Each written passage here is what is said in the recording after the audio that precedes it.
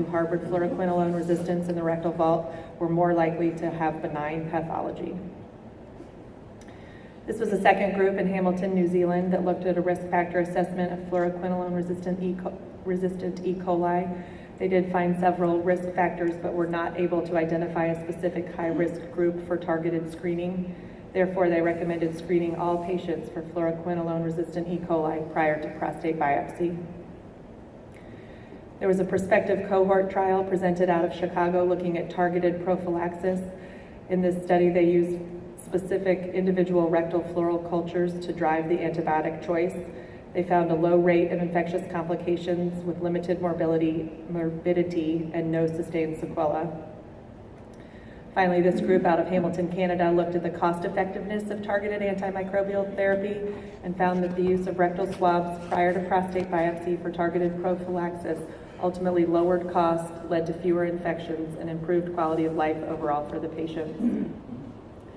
Now, shifting gears to chronic prostatitis and chronic pelvic pain syndrome, we'll discuss the need for clinical phenotyping as well as several recent treatment advances. The podium session on chronic prostatitis started out with a presentation from this group in Kingston, Canada, looking at the evolving clinical picture of chronic prostatitis and pelvic pain syndrome in 1,310 patients over the course of 16 years.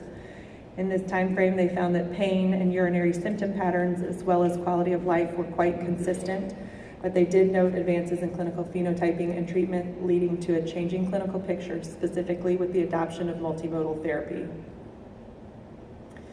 This physician out of Richmond, Virginia, shared his experience with next-generation sequencing in 212 men with chronic pelvic pain. Traditionally, urine cultures in CPPS patients are negative. He therefore assessed whether next-generation sequencing could be helpful in analyzing the complete urinary microbiome. He did find bacteria present in 75% of the specimens, with a mean of 2 bacteria per sample, which is exciting as it potentially will lead to culture-driven treatment based on patients' individual microbiome. This was a very interesting study out of Chicago that looked at clinically isolated gram-positive bacteria and their role in the induction of chronic pelvic pain. They isolated gram-positive bacteria from CPPS patients and then inoculated them into the urethra of NOD and B6 mice.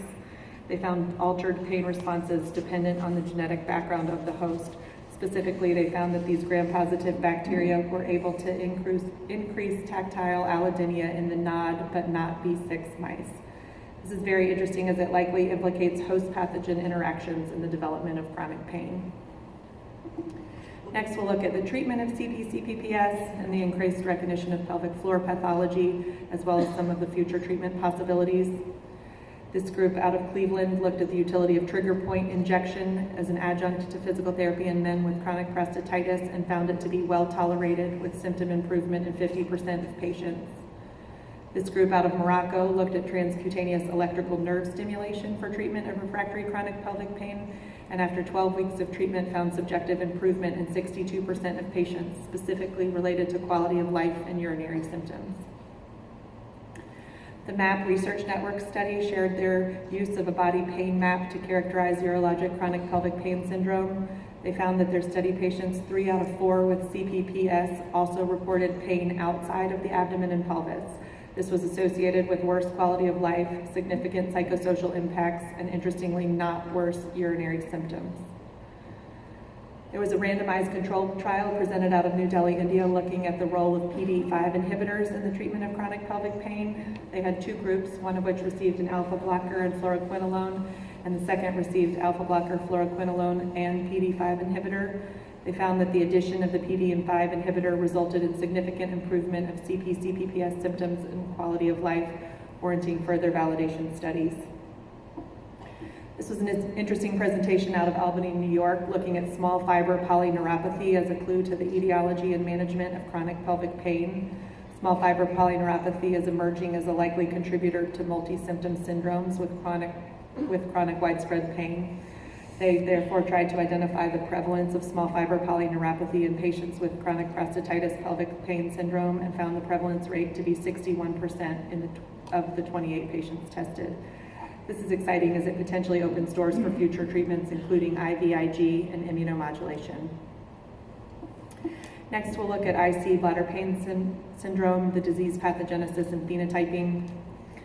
This was a very interesting study out of Japan and Pittsburgh that looked at urine markers in patients with IC before and after fulguration or hydrodistension. They looked at a